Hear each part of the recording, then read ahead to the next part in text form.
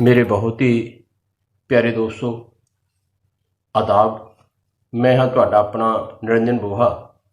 दोस्तों, पिछले समय दौरान जगजीत गिल वालों चलाए जा रहे यूट्यूब चैनल दस्तावेज से पढ़िया गई कहानियां नूं तुहाडे वालों बहुत मुहब्बत दी गई है, बहुत प्यार दिता गया है। अज मैं भी इस चैनल ते अपनी नवीं कहानी पेश करने की खुशी ले रहा ते मैनू पूर्ण उम्मीद है कि तुसी इस कहानी नूं भी इस दे हिस्से का hunगारा जरूर देवोगे। मेरी कहानी का सिरलेख है कोई होर ठिकाना। ध्यान दो। अब तुम घर जाकर आराम कर लो बेटा, सुबह जल्दी आ जाना। साध्वी रितु मां ने मेरा सिर पलोस के आशीर्वाद देंदियां कहा।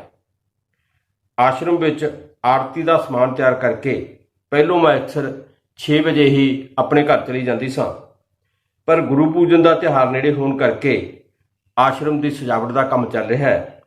इसलिए 7 वज जाण ते भी मैं अपने काम विच पूरी तरह मगन हाँ। 50 के करीब ਵੱਖ-ਵੱਖ भागों तो आने वालियां साधवियां ते संत महात्माओं के ठहरन का प्रबंध करना है। साध्वी रितु मां की विश्वास पात्र होने करके इस प्रबंध दीयां वधेरे जिम्मेवारियां मेरे ते मेरी सहेली प्रेमलता कोल हैं। मां, सत्संग हाल च विछाई का काम थोड़ा जिहा रहिंदा है। अज इत्थे ही किसी कमरे में ठहर जाती हाँ। मैं अपना काम निबेड़न के मंतव नाल उन्हां नूं बेनती की है। नहीं बेटा, आश्रम में सेवा करनी और बात है, पर यहाँ रात को ठहरना तुम्हारे लिए उचित नहीं है। यह ठहर केवल हमारे जैसी साधवियों के लिए है जिन्होंने घर बार त्याग कर संन्यास ले लिया हो। तुम घर जाओ बेटा, तुम्हारे मम्मी पापा फिक्र कर रहे होंगे। ठीक है मां, चली जाती हूं, कह के मैं तुरता पई हाँ, पर साध्वी मां वालों कही आश्रम विच ठहर लई घर बार त्यागण की गल ने मेरे मन विच कोहराम जिहा मचा दिता है। सोच रही हाँ कि बेचारी साध्वी मां नूं की पता है कि घर बार तो मैं उस दिन ही त्याग दिता सी जिस दिन इस आश्रम विच मां के चरण स्पर्श करने का सुभाग प्राप्त होया सी। ठीक है कि मैं आश्रम के नियमां अनुसार रात को सौण लई घर चली जाती हाँ, पर इसका अर्थ यह तो नहीं कि उस घर या घर के मैंबरों नाल मेरा कोई हुण रिश्ता रह गया। हुण मेरे लिए रात्रि विश्राम लई बनी धर्मशाला ते घर विच कोई बहुता फर्क भी नहीं है। हुण मेरी मां तो साध्वी रितु मां ही है। दिन रात की रोटी भी तो मैं हुण आश्रम के लंगर विचों ही खांदी हाँ। अपनी जन्म देने वाली मां नाल तां मैं उस दिन ही नाता तोड़ लिया सी जिस दिन आश्रम विच मैनू अपनी धी समझण वाली रितु मां मिल गई सी। मतरे बाप हरनामदास नूं तां मैं पहले दिन तो ही अपना बाप नहीं सी समझिया। मैं उसनूं अपना बाप तां ही समझदी जे वो मैनू अपनी धी समझदा।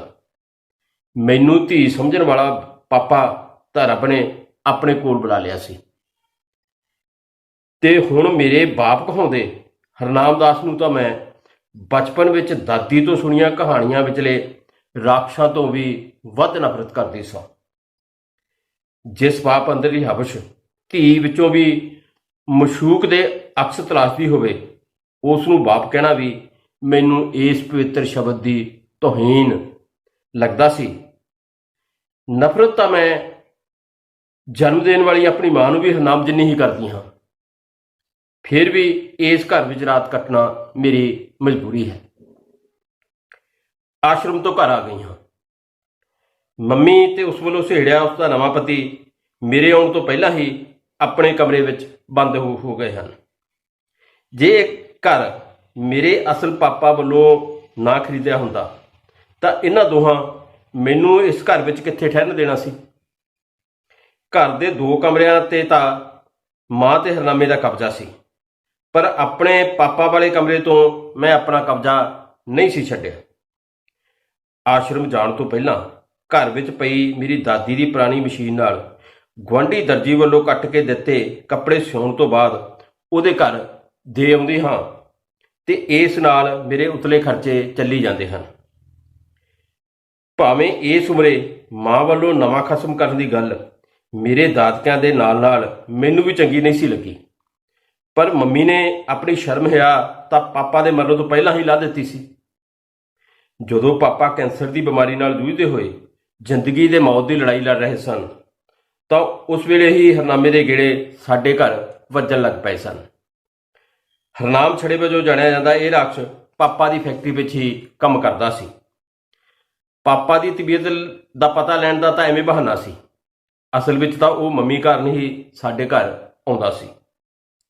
ਮੈਂ ਉਸ ਵੇਲੇ 15 ਸਾਲ ਦੀ ਹੋ ਗਈ ਸਾਂ ਤੇ ਦੋਹਾਂ ਦੀ ਵਿਗੜੀ ਨੀਤ ਨੂੰ ਚੰਗੀ ਤਰ੍ਹਾਂ ਸਮਝਦੀ ਸਾਂ, ਪਰ ਉਹਨਾਂ ਨੂੰ ਪਾਪਾ ਦੇ ਜਿਉਂਦੇ ਜੀ ਗੁਲਛਰੇ ਉਡਾਉਣ ਤੋਂ ਰੋਕਣਾ ਮੇਰੇ ਹੱਥ ਵੱਸ ਨਹੀਂ ਸੀ।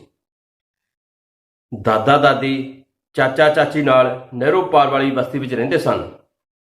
ਮੈਂ ਮੰਮੀ ਦੀ ਕਰਤੂਤ ਉਹਨਾਂ ਨੂੰ ਦੱਸੀ ਤਾਂ ਉਹ ਸਾਡੇ ਘਰ ਮੰਮੀ ਨੂੰ ਸਮਝਾਉਣ ਲਈ ਵੀ ਆਏ, ਪਰ ਮੰਮੀ ਤਾਂ ਉਹਨਾਂ ਨੂੰ ਸੂਈ ਕੁੱਤੀ ਵਾਂਗ ਪੈ ਨਿਕਲੀ ਸੀ।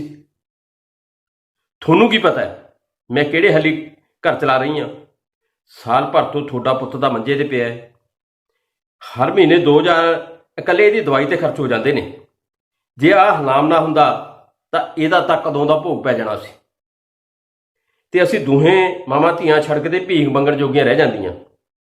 ਮੇਰੀ ਨਿੱਜੀ ਜ਼ਿੰਦਗੀ 'ਚ ਦਖਲ ਦੇਣ ਦੀ ਕੋਈ ਜ਼ਰੂਰਤ ਨਹੀਂ। ਜੇ ਆਪਣੇ ਪੁੱਤ ਤੇ ਆਪਣੀ ਇੱਜ਼ਤ ਦਾ ਬਹੁਤਾ ਦਰੇਗ ਹੈ ਤਾਂ ਚੁੱਕ ਕੇ ਲੈ ਜਾਓ ਇਸ ਨੂੰ ਆਪਣੇ ਘਰ। ਮੰਮੀ ਗਰਜੀ ਸੀ ਤਾਂ ਬੁੱਢੇ ਦਾਦਾ ਦਾਦੀ ਦੀ ਕੀ ਬਸਾਤ ਸੀ ਕਿ ਉਹ ਅੱਗਿਓਂ ਚੂੰ ਵੀ ਕਰ ਜਾਂਦੇ। ਜੇ ਦਾਦੇ ਤੇ ਚਾਚੇ ਕੋਲ ਪਾਪਾ ਦੇ ਇਲਾਜ ਕਰਾਉਣ ਦੀ ਸਮਰੱਥਾ ਹੁੰਦੀ ਤਾਂ ਉਹ ਇੰਨੀ ਗੱਲ ਸੁਣ ਕੇ ਭਲਾ ਕਿਵੇਂ ਪਾਪਾ ਨੂੰ ਇਸ ਡੈਣ ਦੇ ਕੋਲ ਛੱਡ ਕੇ ਜਾਂਦੇ। ਪਰ ਬੁੱਢੇ ਹੋ ਚੁੱਕੇ ਦਾਦਾ ਦਾਦੀ ਤੇ 3 ਧੀਆਂ ਦਾ ਬਾਪ ਚਾਚਾ ਤਾਂ ਆਪ ਮਸਾਂ ਗੁਜ਼ਾਰਾ ਕਰਦੇ ਸਨ।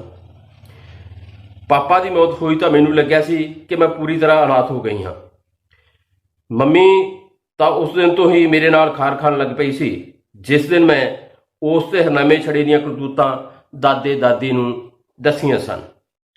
ਪਾਪਾ ਦੇ ਭੋਗ ਤੋਂ ਬਾਅਦ ਚਾਚੇ ਨੇ ਰਸਮੀ ਤੌਰ ਤੇ ਮੈਨੂੰ ਆਪਣੇ ਨਾਲ ਘਰ ਚੱਲਣ ਲਈ ਕਿਹਾ ਸੀ, ਪਰ ਮੈਂ ਉਹਦੀ ਮਜਬੂਰੀ ਸਮਝਦੀ ਸਾਂ। ਇਸ ਲਈ ਮੈਂ ਉਸ ਨਾਲ ਜਾਣਾ ਚਾਹੁੰਦੀ ਹੋਈ ਵੀ ਉਸ ਦੀ ਧੀਆਂ ਦੀ ਕਬੀਲਦਾਰੀ ਵੱਲ ਵੇਖਦਿਆਂ ਹਾਂ ਨਹੀਂ ਸਾ ਕਰ ਸਕੀ। ਪਾਪਾ ਦੀ ਮੌਤ ਤੋਂ ਬਾਅਦ ਤਾਂ ਮੰਮੀ ਨੂੰ ਬਿਲਕੁਲ ਹੀ ਖੁੱਲ੍ਹ ਮਿਲ ਗਈ ਸੀ। ਪਾਪਾ ਦੇ ਭੋਗ ਨੂੰ ਅਜੇ 2 ਮਹੀਨੇ ਵੀ ਨਹੀਂ ਸਨ ਪਏ ਕਿ ਹਰਨਾਮ ਛੜੇ ਨੇ ਆਪਣਾ ਬਿਸਤਰਾ ਸਾਡੇ ਘਰ ਚੁੱਕ ਲਿਆਂਦਾ ਸੀ। ਮੈਂ ਬਥੇਰਾ ਕਲਪੀ ਸਾਂ ਉਸ ਵੇਲੇ ਤੇ ਮਾਂ ਨਾਲ ਬਥੇਰਾ ਕਲੇਸ਼ ਵੀ ਕੀਤਾ ਸੀ, ਪਰ ਮੇਰੀ ਕੋਈ ਵਾਹ ਨਹੀਂ ਸੀ ਚੱਲੀ। ਮੇਰਾ ਕੋਈ ਮਾਮਾ ਵੀ ਤਾਂ ਨਹੀਂ ਸੀ ਜੋ ਮੰਮੀ ਨੂੰ ਜਵਾਨ ਧੀ ਦੇ ਹੁੰਦਿਆਂ ਨਵਾਂ ਖਤਮ ਕਰਨ ਤੋਂ ਰੋਕਦਾ। ਮੰਮੀ ਹੋਰੀ ਭੈਣਾਂ ਹੀ ਭੈਣਾਂ ਸਨ ਤੇ ਨਾਨਾ ਨਾਨੀ ਕਦੋਂ ਦੇ ਸਵਰਗ ਸਿਧਾਰ ਚੁੱਕੇ ਸਨ। ਪਾਪਾ ਦੀ ਮੌਤ ਤੋਂ ਮਹੀਨਾ ਕੁ ਬਾਅਦ ਦਾਦਾ ਵੀ ਚੱਲ ਵਸਿਆ ਤੇ ਚਾਚਾ ਚਾਚੀ ਮੰਮੀ ਦੇ ਬਘਿਆੜ ਸੁਭਾਅ ਕਰਕੇ ਉਹਦੇ ਮੂੰਹ ਨਹੀਂ ਸਨ ਲੱਗਦੇ। ਕੇਵਲ ਮੈਂ ਹੀ ਸਾਂ ਆਪਣੀ ਮੰਮੀ ਨੂੰ ਗਲਤ ਪਾਸੇ ਜਾਣ ਤੋਂ ਰੋਕਣ ਵਾਲੀ। ਮਾਵਾਂ ਤਾਂ ਧੀਆਂ ਨੂੰ ਕਿਸੇ ਮਾੜੇ ਪਾਸੇ ਜਾਣ ਤੋਂ ਰੋਕਦੀਆਂ ਹੀ ਆਈਆਂ ਨੇ, ਪਰ ਮੇਰੇ ਵਰਗੀ ਅਭਾਗਣ ਕੌਣ ਹੋਵੇਗੀ ਜਿਸ ਨੂੰ ਆਪਣੀ ਮਾਂ ਨੂੰ ਹੀ ਇਸ ਗੱਲੋਂ ਸਮਝਾਉਣਾ ਪੈ ਰਿਹਾ ਸੀ। ਉਸ ਨੂੰ ਰੱਸੇ ਚੱਬਣ ਦੀ ਆਦਤ ਪੈ ਗਈ ਸੀ ਤਾਂ ਉਹ ਮੇਰੇ ਸਮਝਾਇਆ ਕਿੱਥੇ ਸਮਝਦੀ ਸੀ। ਉਲਟਾ ਉਹ ਤਾਂ ਮੇਰੀ ਜਿਹੀ ਜਾਨ ਦੀ ਦੁਸ਼ਮਣ ਬਣ ਬੈਠੀ। ਜਦੋਂ ਉਹ ਹੀ ਮੇਰਾ ਬੁਰਾ ਤਕਾਉਣ ਲੱਗੀ ਤਾਂ ਹਰਨਾਮ ਮੇਰਾ ਕੀ ਲੱਗਦਾ ਸੀ। ਹਰਨਾਮ ਦੇ ਸਾਡੇ ਘਰ ਡੇਰਾ ਲਾ ਲੈਣ ਤੋਂ 2 ਦਿਨ ਬਾਅਦ ਤੱਕ ਤਾਂ ਮੈਂ ਰੋਟੀ ਵੀ ਛੱਡੀ ਰੱਖੀ ਸੀ। ਆਪਣੇ ਗਵਾਂਢ ਵਿੱਚ ਰਹਿੰਦੀ ਆਪਣੀ ਸਹੇਲੀ ਸ਼ੀਲਾ ਦੇ ਸਮਝਾਉਣ ਤੇ ਮੈਂ ਆਪਣੇ ਆਪ ਨੂੰ ਕੁਝ ਸਹਾਇਤਾ ਕਰ ਲਿਆ ਸੀ। ਫਿਰ ਵੀ ਮਾਂ ਨਾਲ ਗੱਲਾਂ ਕਰਦਿਆਂ ਮੇਰੇ ਮੂੰਹੋਂ ਕੋਈ ਚੋਭੀ ਗੱਲ ਨਿਕਲ ਹੀ ਜਾਂਦੀ ਤੇ ਘਰ ਵਿੱਚ ਮਹਾਭਾਰਤ ਛਿੜ ਪੈਂਦੀ। ਹਰਨਾਮ ਕੁਝ ਦਿਨ ਤਾਂ ਸਾਡੀ ਮਾਂ ਧੀ ਦੀ ਲੜਾਈ ਤੋਂ ਨਿਰਲੇਪ ਰਿਹਾ, ਪਰ ਘਰ ਦੇ ਸਾਰੇ ਮਾਲਕੀ ਅਧਿਕਾਰ ਹਾਸਲ ਹੋ ਜਾਣ ਤੇ ਉਹ ਮੰਮੀ ਦੀ ਧਿਰ ਬਣ ਖਲੋਤਾ ਤੇ ਮੈਨੂੰ ਧਮਕੀਆਂ ਦੇਣ ਲੱਗਾ। ਤੇਰੀ ਜ਼ਬਾਨ ਵਧੇਰੇ ਚੱਲਣ ਲੱਗ ਪਈ ਹੈ, ਲੱਗਦਾ ਤੇਰਾ ਵੀ ਕੋਈ ਇੰਤਜ਼ਾਮ ਕਰਨਾ ਪਊ। ਹਰਨਾਮ ਦੀ ਧਮਕੀ ਨਾਲ ਮੈਂ ਡਰ ਗਈ ਸਾਂ, ਪਰ ਐਵੇਂ ਭੌਂਕਦਾ ਹੈ ਕੁੱਤਾ ਕੀ ਕਰ ਲਵੇਗਾ ਮੇਰਾ ਸੋਚ ਕੇ ਆਪਣੇ ਆਪ ਨੂੰ ਦਿਲਾਸਾ ਦੇਣ ਤੋਂ ਇਲਾਵਾ ਮੇਰੇ ਕੋਲ ਕੋਈ ਹੋਰ ਚਾਰਾ ਵੀ ਤਾਂ ਨਹੀਂ ਸੀ। ਇਸ ਗੱਲ ਦਾ ਤਾਂ ਮੈਂ ਕਿਆਸ ਵੀ ਨਹੀਂ ਸੀ ਕੀਤਾ ਕਿ ਉਹ ਇੱਕ ਦਿਨ ਮੇਰੀ ਸੁੱਤੀ ਪਈ ਦਾ ਮੂੰਹ ਦੱਬ ਲਵੇਗਾ ਤੇ ਮੇਰੀ ਸਕੀ ਮਾਂ ਉਸ ਨੂੰ ਮੇਰੇ ਨਾਲ ਕੁਕਰਮ ਕਰਦਿਆਂ ਵੇਖ ਕੇ ਵੀ ਮੂਕ ਦਰਸ਼ਕ ਬਣੀ ਰਹੇਗੀ। ਸ਼ਾਇਦ ਉਹ ਮੈਨੂੰ ਕਾਣੀ ਕਰਨਾ ਚਾਹੁੰਦੇ ਸਨ ਕਿ ਮੈਂ ਗਲੀ ਮਹੱਲੇ ਵਿੱਚ ਉਹਨਾਂ ਦੀ ਡੌਂਡੀ ਨਾ ਪਿੱਟਾਂ। ਮੈਂ ਬਹੁਤ ਹੱਥ ਪੈਰੇ ਮਾਰੇ ਸਨ, ਬਹੁਤ ਦਹਾਈ ਪਾਈ ਸੀ, ਪਰ ਦੈਤਾਂ ਵਰਗੇ ਹਰਨਾਮ ਦਾ ਮੁਕਾਬਲਾ ਕਿੰਨਾ ਚਿਰ ਕਰ ਸਕਦੀ ਸਾਂ। ਆਖਿਰ ਮੈਂ ਮੰਮੀ ਦੀ ਹਾਜ਼ਰੀ ਵਿੱਚ ਹੀ ਆਪਣਾ ਉਹ ਸਭ ਕੁਝ ਲੁਟਾ ਬੈਠੀ ਸਾਂ ਜਿਸ ਨੂੰ ਕਿਸੇ ਕੁਆਰੀ ਕੁੜੀ ਦੀ ਇੱਜ਼ਤ ਆਬਰੂ ਕਿਹਾ ਜਾਂਦਾ ਹੈ। ਅਣਹੋਣੀ ਵਾਪਰ ਤੇ ਮੈਨੂੰ ਸਾਰੀ ਰਾਤ ਨੀਂਦ ਕਿੱਥੇ ਆਉਣੀ ਸੀ। ਨੀਂਦ ਤਾਂ ਮੇਰੀ ਜਿਵੇਂ ਹਮੇਸ਼ਾ ਲਈ ਹੀ ਉੱਡ ਗਈ ਸੀ। ਘੜੀ ਦੋ ਘੜੀ ਅੱਖ ਲੱਗਦੀ ਤਾਂ ਫਿਰ ਹਰਨਾਮ ਰਾਖਸ਼ ਦਾ ਚਿਹਰਾ ਅੱਖਾਂ ਅੱਗੇ ਆ ਜਾਣ ਤੇ ਜਾਗ ਖੁੱਲ੍ਹ ਜਾਂਦੀ। ਕਈ ਵਾਰ ਤਾਂ ਦਿਨੇ ਵੀ ਬੈਠੀ ਬੈਠੀ ਦਾ ਮੇਰਾ ਰੋਣ ਨਿਕਲ ਜਾਂਦਾ, ਪਰ ਇੱਕ ਤਰ੍ਹਾਂ ਨਾਲ ਮੇਰੀ ਸੌਂਕਣ ਬਣ ਚੁੱਕੀ ਮੰਮੀ ਨੇ ਮੈਨੂੰ ਚੁੱਪ ਤਾਂ ਕੀ ਕਰਾਉਣਾ ਸੀ, ਉਲਟਾ ਮੱਥੇ ਤੇ ਵੱਟ ਜਾਏ ਪਾ ਕੇ ਆਖਦੀ, ਬਹੁਤੇ ਖੇਖਣ ਨਾ ਕਰ। ਹੁਣ ਤਾਂ ਇਸ ਗੱਲ ਦਾ ਮੈਨੂੰ ਤੇ ਹਰਨਾਮ ਨੂੰ ਪਤਾ ਹੈ, ਜੇ ਗੱਲ ਫੈਲ ਗਈ ਤਾਂ ਸਾਰੀ ਉਮਰ ਰੋਣ ਜੋਗੀ ਰਹਿ ਜਾਏਗੀ। ਉਸ ਰਾਤ ਤਾਂ ਮੈਂ ਸਵੇਰੇ ਉੱਠ ਕੇ ਗੱਡੀ ਹੇਠ ਸਿਰ ਦੇਣ ਦਾ ਮਨ ਵੀ ਬਣਾ ਲਿਆ ਸੀ, ਪਰ ਗੱਡੀ ਆਉਣ ਦੇ ਟਾਈਮ ਤੇ ਉੱਠਣ ਦੀ ਹਿੰਮਤ ਨਾ ਪਈ। ਮਰਨ ਬਾਰੇ ਸੋਚਣਾ ਸੌਖਾ ਹੈ, ਪਰ ਮਰਨਾ ਬੜਾ ਔਖਾ ਹੈ। ਆਪਣੇ ਨਾਲ ਬੀਤੀ ਕਿਸੇ ਨੂੰ ਦੱਸ ਵੀ ਤਾਂ ਨਹੀਂ ਸਕਦੀ। ਇੱਥੋਂ ਤੱਕ ਕਿ ਆਪਣੀ ਪੱਕੀ ਸਹੇਲੀ ਸ਼ੀਲਾ ਤੋਂ ਵੀ ਲੁਕੋ ਰੱਖਣ ਲਈ ਮਜਬੂਰ ਸਾਂ। ਭਾਵੇਂ ਮੈਨੂੰ ਕਈ ਦਿਨਾਂ ਤੋਂ ਡੌਰ ਭੌਰ ਜਿਹੀ ਵੇਖ ਕੇ ਉਸ ਤਰ੍ਹਾਂ ਦੇ ਅਨੁਮਾਨ ਲਾਏ ਸਨ ਤੇ ਮੈਥੋਂ ਵਾਰ-ਵਾਰ ਪੁੱਛਿਆ ਵੀ ਸੀ, ਪਰ ਕੁਝ ਨਹੀਂ, ਮਨ ਐਵੇਂ ਉਦਾਸ ਹੈ ਕਹਿ ਕੇ ਮੈਂ ਉਸ ਨੂੰ ਟਾਲ ਦਿੱਤਾ ਸੀ। ਮੇਰਾ ਉਖੜਿਆ ਮਨ ਵੇਖ ਕੇ ਹੀ ਸ਼ੀਲਾ ਨੇ ਮੈਨੂੰ ਸ਼ਹਿਰ ਵਿਚਲੇ ਸਾਧਵੀ ਮਾਂ ਰੀਤੂ ਦੇ ਆਸ਼ਰਮ ਜਾਣ ਦੀ ਸਲਾਹ ਦਿੱਤੀ ਸੀ। ਉਹ ਆਪ ਵੀ ਆਪਣੀ ਮਾਤਾ ਨਾਲ ਹਰ ਰੋਜ਼ ਇਸ ਆਸ਼ਰਮ ਵਿੱਚ ਸੇਵਾ ਕਰਨ ਜਾਂਦੀ ਸੀ। ਬਸ ਮੈਂ ਇੱਕ ਵਾਰ ਉਹਦੇ ਨਾਲ ਗਈ ਤੇ ਇਸ ਆਸ਼ਰਮ ਦੀ ਹੀ ਬਣ ਕੇ ਰਹਿ ਗਈ। ਮੈਂ ਅੱਖਾਂ ਮੀਚ ਕੇ ਸਾਧਵੀ ਕੋਲ ਅਰਦਾਸ ਜਿਹੀ ਕਰਦੀ ਕਿ ਹੇ ਸਾਧਵੀ ਮਾਂ, ਮੈਨੂੰ ਇੰਨੀ ਸ਼ਕਤੀ ਦੇ ਕਿ ਮੈਂ ਹਰਨਾਮ ਨਾਂ ਦੇ ਰਾਖਸ਼ ਦਾ ਸੰਘਾਰ ਕਰ ਸਕਾਂ। ਇਸ ਆਸ਼ਰਮ ਦੇ ਨਾਲ ਕੁਝ ਮਰਦ ਸੰਤ ਵੀ ਜੁੜੇ ਹੋਏ ਸਨ, ਜਿਨ੍ਹਾਂ ਨੂੰ ਆਸ਼ਰਮ ਦੀ ਸੰਗਤ ਮੁਨੀ ਜੀ ਕਹਿ ਕੇ ਸਤਿਕਾਰ ਦਿੰਦੀ ਸੀ। ਦਿਨ ਵੇਲੇ ਇਹ ਮੁਨੀ ਆਸ਼ਰਮ ਦਾ ਸਾਰਾ ਕੰਮਕਾਜ ਵੇਖਦੇ, ਪਰ ਰਾਤ ਸਮੇਂ ਇਹਨਾਂ ਨੂੰ ਆਸ਼ਰਮ ਵਿੱਚ ਰਹਿਣ ਦੀ ਆਗਿਆ ਨਹੀਂ ਸੀ। ਉਹ ਆਸ਼ਰਮ ਤੋਂ ਬਾਹਰ ਬਣਾਏ ਕੁਆਟਰਾਂ ਵਿੱਚ ਰਹਿੰਦੇ ਸਨ, ਪਰ ਮੰਦਿਰ ਦੀ ਮਾਲਕੀ ਵਰਗੀ ਮੁੱਖ ਸਰਪ੍ਰਸਤੀ ਪੀੜ੍ਹੀ ਦਰ ਪੀੜ੍ਹੀ ਸਾਧਵੀਆਂ ਕੋਲ ਹੀ ਚਲੀ ਆ ਰਹੀ ਸੀ। 2 ਸਾਲ ਪਹਿਲੋਂ ਸਾਧਵੀ ਊਸ਼ਾ ਦੇ ਅਕਾਲ ਚਲਾਣੇ ਤੋਂ ਬਾਅਦ ਉਹਦੀ ਥਾਂ ਲੈਣ ਵਾਲੀ ਸਾਧਵੀ ਰੀਤੂ ਮਾਂ ਦੀ ਜ਼ੁਬਾਨ ਵਿੱਚ ਇੰਨਾ ਰਸ ਸੀ ਕਿ ਉਸ ਵੱਲੋਂ ਹਰ ਮੰਗਲਵਾਰ ਸਤਸੰਗ ਕਰਨ ਵਾਲੇ ਦਿਨ ਸ਼ਰਧਾਲੂ ਸੈਂਕੜਿਆਂ ਦੀ ਗਿਣਤੀ ਵਿੱਚ ਪਹੁੰਚਣ ਲੱਗ ਪਏ ਸਨ। ਮੈਂ ਸਾਧਵੀ ਰੀਤੂ ਮਾਂ ਦੇ ਮੂੰਹੋਂ ਦੁਰਗਾ ਭਵਾਨੀ ਵੱਲੋਂ ਰਾਖਸ਼ਾਂ ਦਾ ਸੰਘਾਰ ਕਰਨ ਦੀ ਵਾਰਤਾ ਸੁਣਦੀ ਤਾਂ ਮੈਨੂੰ ਬਹੁਤ ਸਕੂਨ ਜਾ ਮਿਲਦਾ। ਮੈਨੂੰ ਇਸ ਤਰ੍ਹਾਂ ਲੱਗਦਾ ਕਿ ਮਾਂ ਦੁਰਗਾ ਭਵਾਨੀ ਵੱਲੋਂ ਮਾਰੇ ਰਾਖਸ਼ ਜਿਵੇਂ ਹਰਨਾਮ ਦੇ ਹੀ ਭਾਈਬੰਦ ਹੋਣ। ਕਥਾ ਵਾਰਤਾ ਦਾ ਸ਼੍ਰੀਸ਼ ਮੁਨੀ ਜੀ ਵੀ ਚੰਗੀ ਕਰ ਲੈਂਦੇ ਸਨ, ਪਰ ਉਹਨਾਂ ਦੀ ਬਾਣੀ ਵਿੱਚ ਉਹ ਰਸ ਨਹੀਂ ਹੈ ਜੋ ਰੀਤੂ ਮਾਂ ਦੇ ਪ੍ਰਵਚਨਾਂ ਵਿੱਚ ਹੈ। ਆਸ਼ਰਮ ਦੇ ਲੰਗਰ ਤੇ ਹੋਰ ਕੰਮਾਂ ਵਿੱਚ ਦਿਲਚਸਪੀ ਪੈਦਾ ਹੋਣ ਤੇ ਮੇਰਾ ਵਧੇਰੇ ਸਮਾਂ ਆਸ਼ਰਮ ਵਿੱਚ ਬੀਤਣ ਲੱਗਾ ਸੀ ਤੇ ਰੀਤੂ ਮਾਂ ਨਾਲ ਵੀ ਮੇਰੇ ਤਾਰ ਚੰਗੀ ਤਰ੍ਹਾਂ ਜੁੜ ਗਏ ਸਨ।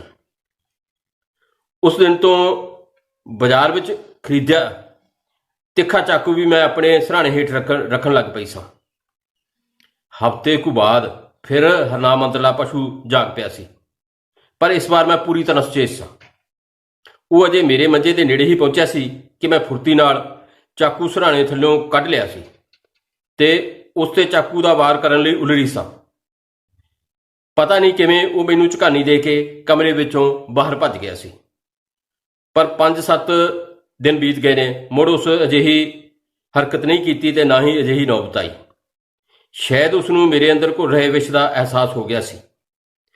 ਭਾਵੇਂ ਆਸ਼ਰਮ ਦੇ ਕੰਮਾਂ ਵਿੱਚ ਰੁੱਝਾ ਦਿਨ ਦਾ ਮੈਨੂੰ ਪਤਾ ਨਹੀਂ ਸੀ ਲੱਗਦਾ ਕਿ ਕਦੋਂ ਬੀਤ ਗਿਆ ਹੈ, ਪਰ ਰਾਤਵੇਂ ਘੁੱਟਵੇਂ ਜਿਹੇ ਮਾਹੌਲ ਵਿੱਚ ਰਾਤ ਕੱਟਣੀ ਅਜੇ ਵੀ ਮੇਰੇ ਲਈ ਮੁਸ਼ਕਲ ਕੰਮ ਹੈ। ਰਾਤ ਪੈਣ ਤੇ ਪਾਪਾ ਅਕਸਰ ਮੇਰੇ ਸੁਪਨਿਆਂ ਵਿੱਚ ਉਤਰ ਆਉਂਦਾ ਹੈ। ਕਿੰਨਾ ਪਿਆਰ ਕਰਦਾ ਸੀ ਮੈਨੂੰ ਮੇਰਾ ਪਾਪਾ। ਜੇ ਉਹ ਜਿਉਂਦਾ ਹੁੰਦਾ ਤਾਂ ਉਸਨੂੰ ਮੇਰਾ ਘਰ ਵਸਾਉਣ ਦੀ ਕਿੰਨੀ ਚਿੰਤਾ ਹੋਣੀ ਸੀ। 20 ਸਾਲ ਦੀ ਹੋ ਗਈ ਹਾਂ, ਪਰ ਹੁਣ ਇਹ ਚਿੰਤਾ ਕੌਣ ਕਰੇ। ਹੁਣ ਤਾਂ ਸੋਚ ਲਿਆ ਹੈ ਕਿ ਸਾਰੀ ਉਮਰ ਮਾਂ ਸਾਧਵੀ ਦੇ ਚਰਨਾਂ ਵਿੱਚ ਹੀ ਬਿਤਾਵਾਂਗੀ। ਵਿਚਾਰੇ ਚਾਚੇ ਨੇ ਮੇਰੇ ਲਈ ਇੱਕ ਮੁੰਡਾ ਵੇਖਿਆ ਜ਼ਰੂਰ ਸੀ, ਪਰ ਉਹ ਸਿਰੇ ਦਾ ਨਸ਼ੇੜੀ ਹੋਣ ਕਰਕੇ ਉਹ ਆਪ ਹੀ ਚੁੱਪ ਕਰ ਗਿਆ ਸੀ। ਇਸ ਵੇਲੇ ਜੇ ਮੇਰੇ ਕੋਈ ਸਭ ਤੋਂ ਵੱਧ ਚਿੰਤਾ ਕਰਦਾ ਹੈ ਤਾਂ ਉਹ ਮੇਰੀ ਸਹੇਲੀ ਸ਼ੀਲਾ ਹੀ ਹੈ। ਪਿਆਰ ਤਾਂ ਮੈਨੂੰ ਰੀਤੂ ਮਾਂ ਵੀ ਬਥੇਰਾ ਕਰਦੀ ਹੈ, ਪਰ ਉਹ ਸ਼ੀਲਾ ਵਾਂਗ ਮੇਰੀਆਂ ਮਜਬੂਰੀਆਂ ਨੂੰ ਨਹੀਂ ਜਾਣਦੀ।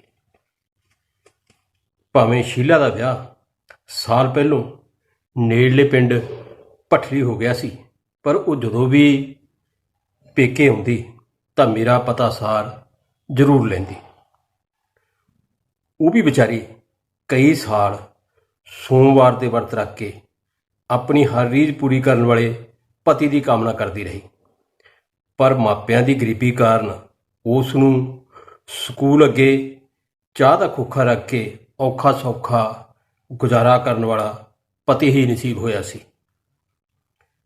ਉਸ ਮੇਰੇ ਨਾਲ ਗੱਲ ਕਰਨ ਤੋਂ ਵੀ ਪਹਿਲਾਂ ਮੇਰੀ ਮੰਮੀ ਕੋਲ ਕਿਸੇ ਪ੍ਰਾਈਵੇਟ ਸਕੂਲ ਵਿੱਚ ਚਪੜਾਸੀ ਲੱਗੇ ਆਪਣੇ ਦਿਓਰ ਦੀ ਦੱਸ ਮੇਰੇ ਲਈ ਪਾਈ, ਪਰ ਮੰਮੀ ਨੇ ਕੋਈ ਚੱਜ ਦਾ ਹੁੰਗਾਰਾ ਨਾ ਭਰਿਆ।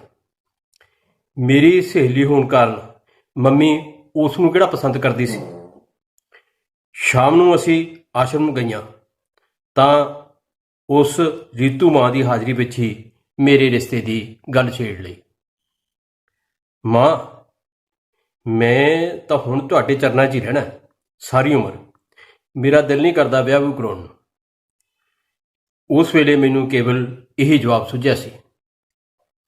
ਭਾਵੇਂ ਸ਼ੀਲਾ ਤੇ ਰੀਤੂ ਮਾਂ ਨੇ ਮੇਰੀ ਗੱਲ ਇਹ ਕਹਿ ਕੇ ਹਾਸੇ ਵਿੱਚ ਪਾ ਲਈ ਸੀ ਕਿ ਪਹਿਲਾਂ ਸਾਰੀਆਂ ਹੀ ਕੁੜੀਆਂ ਇਸ ਤਰ੍ਹਾਂ ਕਿਹਾ ਕਰਦੀਆਂ ਨੇ, ਪਰ ਮੈਂ ਆਪਣੇ ਵੱਲੋਂ ਸੱਚ ਹੀ ਬੋਲ ਰਹੀ ਸਾਂ। ਹਰਨਾਮ ਰਾਖਸ਼ ਵੱਲੋਂ ਕੀਤੇ ਕੁਕਰਮ ਤੋਂ ਬਾਅਦ ਮੈਨੂੰ ਤਾਂ ਮਰਦ ਦੇ ਨਾਂ ਤੋਂ ਵੀ ਡਰ ਜਿਹਾ ਲੱਗਣ ਲੱਗ ਪਿਆ ਸੀ। ਕੱਚੀ ਉਮਰੇ ਹੋਏ ਰੇਪ ਦੀਆਂ ਪੀੜਾਂ ਯਾਦ ਆਉਣ 'ਤੇ ਮੈਨੂੰ ਹੁਣ ਵੀ ਤਰੇੜੀਆਂ ਆਉਣ ਲੱਗ ਪੈਂਦੀਆਂ ਨੇ ਅਤੇ ਸਾਰੇ ਸਰੀਰ ਵਿੱਚੋਂ ਚੀਸਾਂ ਨਿਕਲਣ ਲੱਗ ਪੈਂਦੀਆਂ ਨੇ। ਉਸ ਵੇਲੇ ਤਾਂ ਗੱਲ ਹਾਸੇ ਵਿੱਚ ਪੈ ਗਈ, ਪਰ ਘਰ ਆ ਕੇ ਮੈਂ ਸਾਰੀ ਰਾਤ ਸੋਚਦੀ ਰਹੀ ਸਾਂ। ਸਵੇਰ ਹੋ ਗਈ ਸੀ, ਪਰ ਮੈਂ ਕਿਸੇ ਨਤੀਜੇ 'ਤੇ ਨਹੀਂ ਸਾਂ ਪੜ ਸਕੀ। ਮੈਂ ਆਪਣੀਆਂ ਸਕੀਆਂ ਭੈਣਾਂ ਤੋਂ ਵੀ ਵੱਧ ਮੋਹ ਕਰਨ ਵਾਲੀ ਸਹੇਲੀ ਸ਼ੀਲਾ ਨੂੰ ਰੁੱਖਾ ਜਵਾਬ ਵੀ ਨਹੀਂ ਸਾਂ ਦੇਣਾ ਚਾਹੁੰਦੀ ਅਤੇ ਵਿਆਹ ਕਰਵਾ ਕੇ ਕਿਸੇ ਨਵੇਂ ਨਰਕ ਵਿੱਚ ਡਿੱਗਣ ਤੋਂ ਵੀ ਬਚਣਾ ਚਾਹੁੰਦੀ ਸਾਂ। ਹੁਣ ਤਾਂ ਮੈਨੂੰ ਆਸ਼ਰਮ ਵਿੱਚ ਸਾਧਵੀ ਮਾਂ ਅਤੇ ਸਾਧ ਸੰਗਤ ਦੀ ਸੇਵਾ ਕਰਕੇ ਹੀ ਦਿਲ ਨੂੰ ਬਹੁਤ ਸਕੂਨ ਮਿਲਦਾ ਸੀ, ਅਤੇ ਇਸ ਸਕੂਨ ਨੂੰ ਛੱਡਣ ਦਾ ਰਿਸਕ ਮੈਂ ਨਹੀਂ ਸਾਂ ਲੈ ਸਕਦੀ। ਇਸ ਲਈ ਮੈਂ ਉਸ ਨੂੰ ਤਰਲਾ ਜਿਹਾ ਕਰਦਿਆਂ ਕਿਹਾ, ਭੈਣ ਬਣ ਕੇ ਕੁਝ ਸਮਾਂ ਸੋਚਣ ਦਾ ਮੌਕਾ ਦੇ ਮੈਨੂੰ। ਭਾਵੇਂ ਸ਼ੀਲਾ ਖੁਦ ਇਸ ਦੁਬਿਧਾ ਵਿੱਚ ਸੀ ਕਿ ਮੈਂ ਇਸ ਦੇ ਰਿਸ਼ਤੇ ਲਈ ਹਾਂ ਕਿਉਂ ਨਹੀਂ ਭਰ ਰਹੀ, ਪਰ ਇੱਕ ਵਾਰ ਫਿਰ ਵੀ ਉਸ ਮੇਰੇ 'ਤੇ ਦਾਅਵਾ ਜਿਹਾ ਜਤਾਉਂਦਿਆਂ ਕਿਹਾ, ਜਿੰਨਾ ਮਰਜ਼ੀ ਸੋਚ ਲੈ, ਪਰ ਆਪਣੀ ਦਰਾਣੀ ਦਾ ਮੈਂ ਤੈਨੂੰ ਬਣਾ ਹੀ ਲੈਣਾ ਹੈ। ਗੁਰੂ ਪੂਜਨ ਉਸ ਤੋਂ ਵਿੱਚ 4 ਦਿਨ ਰਹਿ ਗਏ ਹਨ। ਆਸ਼ਰਮ ਦੀ ਸਜਾਵਟ ਕਰਨ ਦੀ ਜ਼ਿੰਮੇਵਾਰੀ ਹੋਣ ਕਾਰਨ ਕਈ ਦਿਨਾਂ ਤੋਂ ਮੈਨੂੰ ਸਵੇਰੇ 6 ਵਜੇ ਹੀ ਉੱਥੇ ਜਾਣਾ ਪੈਂਦਾ ਹੈ ਅਤੇ ਸ਼ਾਮ ਨੂੰ ਵਾਪਸ ਆਉਣ 'ਤੇ ਵੀ 7 ਵੱਜ ਜਾਂਦੇ ਹਨ। ਕੱਲ੍ਹ ਦਾ ਘਰ ਪਰਤਣ ਵੇਲੇ ਰਾਤ ਦੇ 8 ਵੱਜ ਗਏ ਸਨ ਅਤੇ ਆਸ਼ਰਮ ਦਾ ਚੌਕੀਦਾਰ ਮੈਨੂੰ ਘਰ ਛੱਡ ਕੇ ਗਿਆ ਸੀ। ਮੰਮੀ ਨੂੰ ਇਸ ਗੱਲ ਦਾ ਚੰਗੀ ਤਰ੍ਹਾਂ ਪਤਾ ਸੀ ਕਿ ਮੈਂ ਆਸ਼ਰਮ ਵਿੱਚੋਂ ਆਈ ਹਾਂ, ਪਰ ਉਹ ਤਾਂ ਮੇਰੇ ਤੋਂ ਬਦਲਾ ਲੈਣ ਲਈ ਉਤਾਰੂ ਸੀ। ਉਸ ਪੈਂਦੀ ਸੱਟੇ ਹੀ ਅੱਗ ਉਗਲੀ। ਕਿਹੜੇ ਯਾਰ ਨਾਲ ਧੱਕੇ ਖਾ ਕੇ ਆਈਆਂ ਇਸ ਵੇਲੇ। ਮੈਨੂੰ ਗੁੱਸਾ ਤਾਂ ਬਹੁਤ ਆਇਆ ਸੀ, ਪਰ ਅੰਦਰ ਹੀ ਅੰਦਰ ਪੀ ਗਈ ਸਾਂ। ਐਵੇਂ ਕੀ ਫਾਇਦਾ ਹੈ ਰਾਤ ਨੂੰ ਸੁੱਤੇ ਪਏ ਗੁਆਂਢੀਆਂ ਨੂੰ ਜਗਾ ਕੇ ਤਮਾਸ਼ਾ ਵਿਖਾਉਣ ਦਾ। ਮੰਮੀ ਨੇ ਤਾਂ ਬੇਸ਼ਰਮੀ ਧਾਰ ਹੀ ਲਈ ਹੈ, ਪਰ ਮੈਂ ਤਾਂ ਉਸ ਦੇ ਪੱਧਰ 'ਤੇ ਨਹੀਂ ਜਾ ਸਕਦੀ। ਇਸ ਲਈ ਚੁੱਪ ਕਰਕੇ ਅੰਦਰ ਲੇਟ ਗਈ ਹਾਂ। ਸਾਰੀ ਰਾਤ ਰੋਂਦੀ ਰਹੀ, ਆਪਣੇ ਆਪ ਨਾਲ ਗੱਲਾਂ ਕਰਦੀ ਰਹੀ। ਜੇ ਮੇਰੇ ਕੋਲ ਕੋਈ ਹੋਰ ਟਿਕਾਣਾ ਹੁੰਦਾ ਤਾਂ ਸ਼ਾਇਦ ਮੈਂ ਇਸ ਵੇਲੇ ਇਹ ਘਰ ਛੱਡ ਕੇ ਭੱਜ ਜਾਂਦੀ। ਇਸ ਵੇਲੇ ਮੇਰਾ ਦਿਲ ਕੀਤਾ ਕਿ ਸ਼ੀਲਾ ਨੂੰ ਹੁਣੇ ਫੋਨ ਕਰਕੇ ਹਾਂ ਭਰ ਦਿਆਂ। ਇਸ ਨਰਕ ਨਾਲੋਂ ਤਾਂ ਵੱਡਾ ਨਰਕ ਨਹੀਂ ਹੋਵੇਗਾ ਸ਼ੀਲਾ ਦੇ ਸਹੁਰਿਆਂ ਦਾ ਘਰ। ਫਿਰ ਇਹ ਸੋਚ ਆ ਗਈ ਕਿ ਸਵੇਰੇ ਸਾਧਵੀ ਮਾਂ ਨੂੰ ਆਪਣੀ ਸਾਰੀ ਗੱਲ ਦੱਸ ਕੇ ਉਸ ਦੀ ਸਲਾਹ ਮੁਤਾਬਕ ਕੋਈ ਫੈਸਲਾ ਲਵਾਂਗੀ। ਉਹ ਮੈਨੂੰ ਆਪਣੀਆਂ ਧੀਆਂ ਦੇ ਬਰਾਬਰ ਸਮਝਦੀ ਹੈ, ਕੋਈ ਠੀਕ ਹੀ ਸਲਾਹ ਦੇਵੇਗੀ। ਉਂਝ ਵੀ ਮੈਂ ਕਈ ਦਿਨਾਂ ਤੋਂ ਸਾਧਵੀ ਮਾਂ ਨੂੰ ਆਪਣੇ ਬਾਰੇ ਸਭ ਕੁਝ ਦੱਸ ਕੇ ਮਨ ਦਾ ਭਾਰ ਹੌਲਾ ਕਰਨ ਦੀ ਸੋਚ ਰਹੀ ਸਾਂ, ਪਰ ਮੇਰਾ ਹੌਸਲਾ ਜਿਹਾ ਨਹੀਂ ਸੀ ਪੈ ਰਿਹਾ। ਇੱਕ ਵਾਰ ਤਾਂ ਮੈਂ ਰੀਤੂ ਮਾਂ ਕੋਲ ਇਹ ਬੇਨਤੀ ਵੀ ਕਰ ਚੁੱਕੀ ਹਾਂ ਕਿ ਉਹ ਮੈਨੂੰ ਆਪਣੀ ਸ਼ਰਨ ਵਿੱਚ ਲੈ ਕੇ ਆਪਣੇ ਵਾਂਗ ਚਿੱਟੇ ਵਸਤਰ ਧਾਰਨ ਕਰਨ ਦੀ ਇਜਾਜ਼ਤ ਦੇ ਦੇਣ, ਪਰ ਮਾਂ ਨੇ ਇਹ ਕਹਿ ਕੇ ਨਾ ਕਰ ਦਿੱਤੀ। नहीं बेटा, तेरे हंसले खेलने के दिन है अभी, तेरे लिए इतना ही बहुत है कि साथ संगत की सेवा करने का अवसर तुझे मिलता रहे। सवेरे 5:45 बजे ही आश्रम तुर पई हाँ। साधवी मां रीतू की गुफा के द्वार ते पहुंची हाँ। अंदरों तिखियां आवाज़ां सुनाई दित्तियां हन। मैनू लगता है कि तुसीं सारे रले मिले हो। बहुत हो गई सेवा इस ठगी के आश्रम की। मेरे पैर थां ही रुक गए हैं। ये आवाज़ तो मेरी सहेली प्रेमलता दी है। इसनूं की हो गया है? ये क्यों रीतू मां नूं इस तरह बोल रही है? लगभग मेरी उम्र दी प्रेमलता भी मेरे वांग ही साधवी मां दे नेड़े होण दा सुभाव रखती है ते आश्रम की सजावट विच वो भी मेरे नाल ही शामिल रही है। कल शाम तक तो असीं आश्रम विच इकट्ठियां सेवा करदियां रहियां हां। मैनू वो भी अपने वांग ही गरीब पिछोकड़ दी ते दुखां दी मारी लगती है, इसलिए उस नाल मेरा सेल पाउणा भी चंगा निभ रहा है।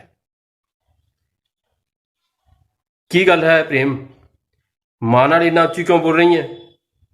गुफा विच प्रवेश करदिआं मैं चिंता नाल पुछया है। अज मैं उच्चा बोल रही हाँ, कल नूं तैनूं भी बोलना पवेगा। भैणे, चंगी चाहुंदी है तो जिन्नी पैरी आई है उन्नी पैरी वापस मुड़ जा। प्रेमलता की आवाज़ विच अजे भी बहुत गुस्सा है। पर गल की हुई अजिही, मेरे अंदरों किसी होर हुणी वापरन का डर पैदा हो गया है। की दसां तैनूं, कल शाम तैनूं तां घर छड्डण लई चौकीदार गया सी, पर मेरे नाल इस श्रेष मुनि नूं भेज दिता। रस्ते विच सुन्नी जी थां ते उस मेरी बाह फड़ लई ते मैं एक करारा जिहा थप्पड़ उस ते जड़ दिता। पता नहीं चलिया वो किधर छिपण हो गया हरामजादा। प्रेमलता की गल सुन के मेरे कन छां छां करन लग पे हैं। तू ठीक कीता प्रेमलता, घबरा ना, मैं तेरे नाल हाँ। मैं उसनूं हौसला देने की कोशिश की है। आप दोनों मेरी बेटियों जैसी हैं, फिर भी मैं आपके पाप पढ़ती हूँ। आश्रम की बात बाहर ना जाए, आश्रम की प्रतिष्ठा का सवाल है। साधवी हुण मिन्नतां तरलियां ते उतर आई है। गुस्से भरी हंकार छड्डदिआं प्रेमलता तेजी नाल बाहर निकल आई है ते मैं भी उहदे कदमां नाल कदम मिलाए हैं। साधवी ने सानू रोकना तो चाहा है पर वो रोक नहीं सकी है। किहा समा आ गया है औरत, किहा समा आ गया है औरत ना अपने घर विच सुरੱਖਿਅਤ है ते ना रब दे घर विच। हुण मैनू भी अपना कोई होर ठिकाना लभना पवेगा। बड़बड़ाउंदिआं मैं अपने आप नूं कहा है ते राह विच तुरे जांदिआं ही फोन ला लिया है। हैलो शीला, मैं मीनाक्षी बोल रही हूँ।